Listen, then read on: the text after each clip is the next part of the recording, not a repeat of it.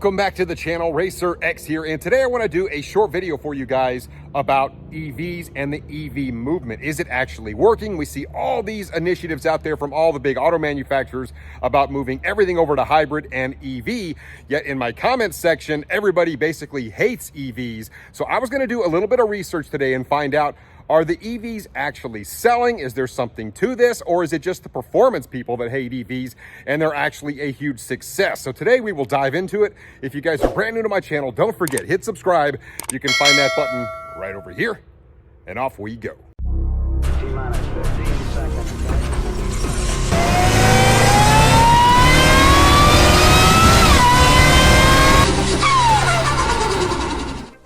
My partners over at Dream Giveaway are doing an epic contest right now on a 2-car giveaway, both of them Hemi equipped, an old school and a new school offering, a 1971 Charger Super Bee and a 2023 Charger Hellcat that has been converted into a Hellbee. And boy, these things look absolutely fantastic. And right now, if you guys enter my code RacerX, you get double the entries for the same amount of money. So go check out Dream Giveaway. Their website is absolutely amazing. They're doing an awesome giveaway on a Demon right now as well. I've already entered for both of these 2 cars. I can't wait to see who wins. Matter of fact, if one of my subscribers wins one of these contests, I mentioned to you guys that I would do a dedicated video on you and your brand new car. I absolutely would love the opportunity to do it. So guys, if you haven't entered already, go to Dream Giveaway, enter RacerX, and enter to win. And I hope one of you guys gets to do a video with me. I'm not gonna lie, I would really love to win that Super Bee giveaway, 2 different cars for 1 entry. I'll probably throw down some more money on that in the next couple of days. But I want to get on with the video, talk a little bit more about EVs because they are a very controversial topic right now. I'm seeing a lot of articles out there about how EVs just are not selling. I checked my comment section. Everybody seems to hate EVs. I will acknowledge that I'm a performance enthusiast and most of my community is made up of performance enthusiasts. And there's so many things that the performance enthusiasts literally hate about EVs. And certainly when it comes to the driving experience, there's no noise. You don't feel the thing shifting.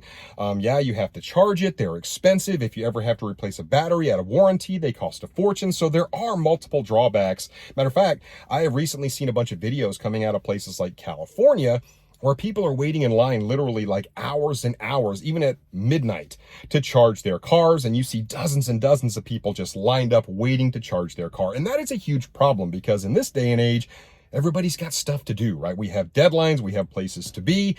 And if you can't get back and forth, it's a problem. And I would imagine that a lot of people would love to just go back to an internal combustion offering if they're suffering from issues like that. And that is just from the EVs that are on the road right now. So we've got like Stellantis, and they're doing their 2030 initiative, where in Europe, they're hoping to go all EV by 2030. And in the US, half of their fleet will be EVs. At least that's what they're hoping for. And that's a little scary considering our infrastructure right now can't handle the EVs that are on the road.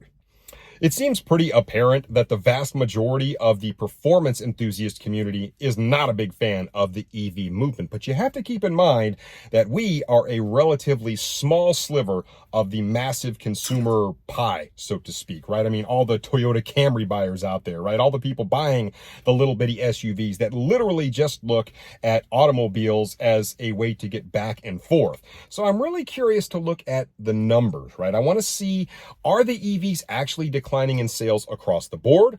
Or are they actually going up? And we're just looking at what the performance community is saying. Like I said, that only makes up a very small amount of how many people are actually out there buying these cars. So what I want to do is go inside. I want to pull up good car, bad car, because they have all of the sales figures, and we should be able to see the trend in terms of our EVs actually really selling well. And we just feel like, you know, the performance community is pushing back, yet the automotive manufacturers are still doing quite well with these cars. Or is there a massive kickback and they're making these EVs and people literally just don't want them across the board? So the numbers should tell the story. So we'll head inside. Now I can go ahead and start pulling up some of the sales figures on the best-selling EVs out there and see if there is a trend, either good or bad, up or down. We should be able to see it right here in the numbers. So I went ahead and pulled up good car, bad car. I love that you can search by like make and model and year, and there's a lot of different stuff you can pull up on here, but it is very factual sales data which is really helpful when you want to know the truth. So the first car that I want to look at is the Mach-E Mustang. And I hate the fact it's even called a Mustang. It definitely should not be. I don't want to take anything away from the car itself because it is a pretty decent car. Of course, you've got the GT version, which has a fair amount of performance as well. It looks nothing like a Mustang. I hate that they branded it as a Mustang, but it's out there. And as recently as a couple of weeks ago, I was at a Ford dealership and saw a million of these Mach-E Mustangs sitting there. I've seen a lot of other videos out there where they show a ton of Mach-E's sitting there. So I really expected to see a massive decline in the number of Mach-E's that are sold. So let's go ahead and pull up the sales data for the Mach-E Mustang. As you can see, I'm gonna go ahead and go down here to the sales figures. And you can see in 2020, obviously that was the COVID period. They made 3 of these. They were probably prototype type cars or something. 2021, they ramped up production to some degree. I think they were still suffering from some of the microchip shortages and things like that. But you can see they did have some fairly decent sales in 2021. Now, I like to compare 2022 to 2023 and see if there is a trend. And in the beginning part of the year, you can see in 2022, for the most part, they definitely outsold what they did in 2023. But towards the back half of this year, most months, like in June, they sold double what they did in 2022. A slight decline in July, but then August and September, huge increases in the number of Mach-E Mustangs that were sold. And then, of course, a slight decrease in October. But I don't know if that really encompasses the total number that was sold in October. I want to go ahead and come down here so you can see what's happening year by year. So 2021, 27,000 units, jumped up to almost 40,000 in 2022. And if you figure an average of about 4,000 to 4,500 in November, December, you're going to be right about the same amount of Mach-E Mustangs sold in 2022 to 2023. Like I said, that really did surprise me, and maybe they're just making more of them, and that's a whole other statistic. You can make statistics say whatever you want to, but there's really no decline in the number of Mach-E Mustangs that are selling right now. Like I said, the last 2 months are not in on that, so it looks a little bit deceiving, like when you go down here to this graph. But it's going to be right about the same number by the end of the year. And that is a performance model that's made like for enthusiasts. So what about normal cars? Next, let's talk about Tesla. Tesla is a bit of an interesting company because they don't make any internal combustion offerings. They are all about EVs. And they really kind of came on the scene back in 2015, and they have been gaining more and more market share just about every year. They recently announced a pretty significant price decrease to continue to try and gain momentum. And I think by looking at Tesla, we can really tell what's going on with the sales figures, right? Are we seeing a decrease with EVs in general? I mean, EVs and Tesla synonymous with each other. And it used to be the big 3 American automotive manufacturers, right? You had Chevy, you had GM, and then of course, Dodge, Jeep, Chrysler, Ram, i.e. Stellantis now. But Tesla has steadily worked their way into that conversation over the course of the last 8 years. So it's really interesting to look at the Tesla sales figures to really see what's going on with EVs as a whole. So I've got it pulled up right here. You can see for the US market, I want to go ahead and go down to give you kind of a look at this. So there you see it in 2015. And it goes all the way up until current. So when you compare the 2022 sales figures to 2023, you're seeing a significant jump literally every month still with Tesla. And it has been that way basically every year. They have gained more and more sales. They did have a bit of a weird month back in 2022 in March. They sold almost 90,000 cars in 1 month. That's weird looking. But the rest of these months, I mean, you're seeing a big increase over 2022 in 2023. And as you look down here, you're going to start to see market share change. And this is really telling, right? This is total US market. This isn't just EV sales.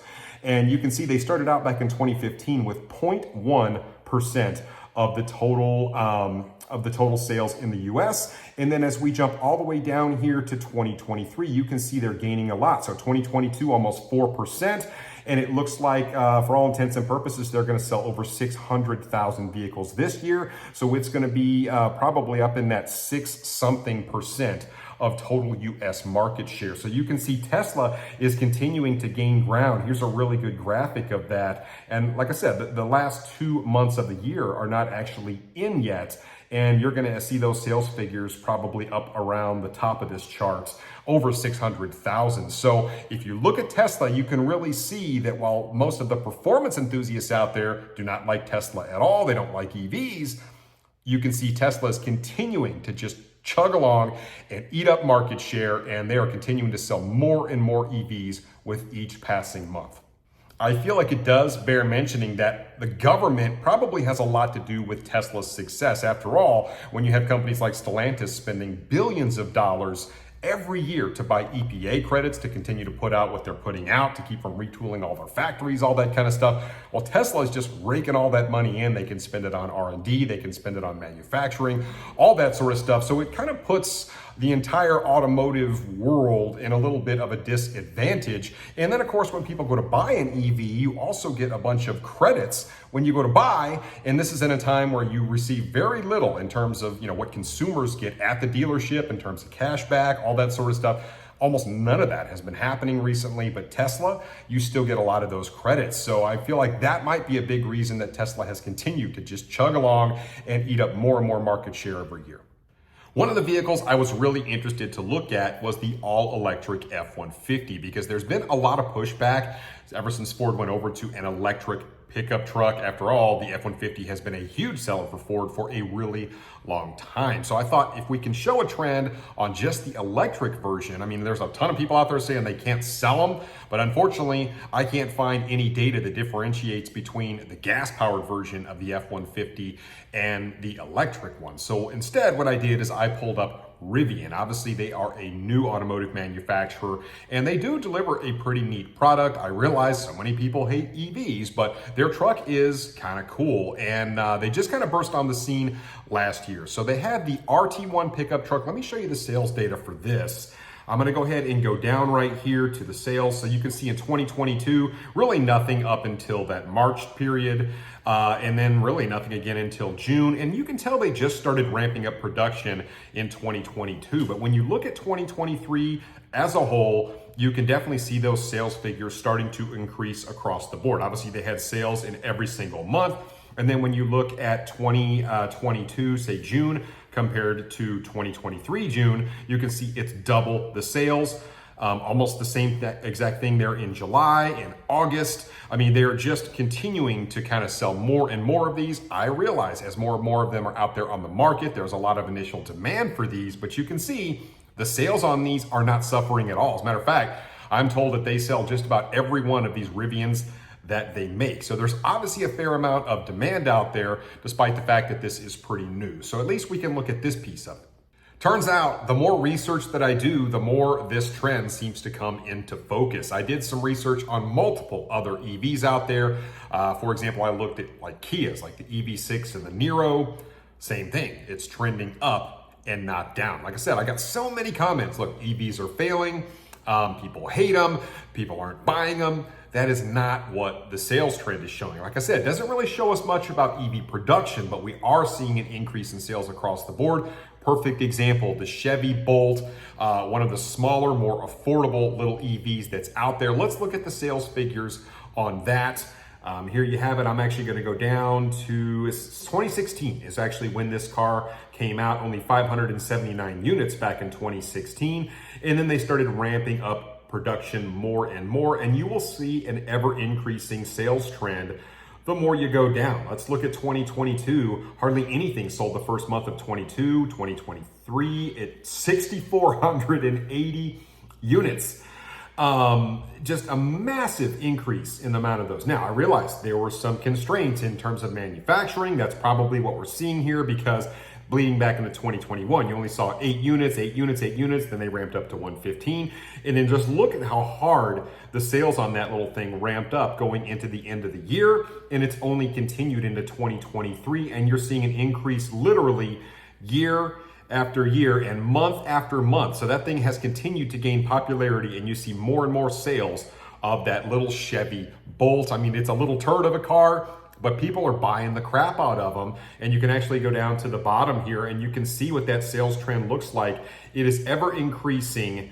You see 2021, 24,000 units, 38,000 units in 2022. And look how many units they've sold in 2023 with 2 months left to go, almost 50,000 units. So that thing's going to be 60,000 units. So you can see that when they're a little more affordable, people are buying these cars. My entire purpose for making this video was just to show you guys the factual numbers that anybody can go out and research. Like I said, I use Good Car, Bad Car because they're reliable. They have a lot of different information. They have different ways to break down the information. And I realize you can kind of make statistics say whatever you want to. I learned that all the way back in college, but the numbers really don't lie. I mean, you can see the sales trends picking up on EVs. It doesn't give us a lot of information on the manufacturing. So if there's 50% more EVs out there and sales are up by 20%, maybe that tells a little bit of a different story. But in actuality, EV sales are up. I know so many people that disappoints you guys and you hate it and you hate everything about EVs. And I'll be perfectly honest with you. If I own one of these cars and I went to try and charge the thing and there was a 2-hour line, no thank you very much. I am absolutely not signing up for that. So we do have a lot of constraints out there with EVs, and I feel like they're only going to get worse. I mean, the infrastructure does not support the current EVs that are on the road right now, and that is only going to continue. Yes, I realize they're building charging stations, but I don't think they're building them near fast enough to support this type of growth with EV sales. But we see the initiatives that are out there. The real world statistics tell us they are continuing to sell more and more EVs, and that is what is happening out there in the real world, despite how many of my performance enthusiast folks out there absolutely hate them. So we kind of live in this little bubble. If you look at the bigger market, you will see that they are selling. It is what it is. So I thought I would just kind of put this out there for you guys. It's not exactly what you guys want to hear, but it is the truth. I mean, go do your research, guys. You can kind of look and see the numbers just like I can. But just wanted to put it out there for you. Let me know what you guys think. I mean, are the numbers lying to us? Is the EV movement going to be a huge failure in the end? What's really going to happen? I would love to hear your take on it in the comments down below. And I'll catch you on the next one. So until then, RacerX.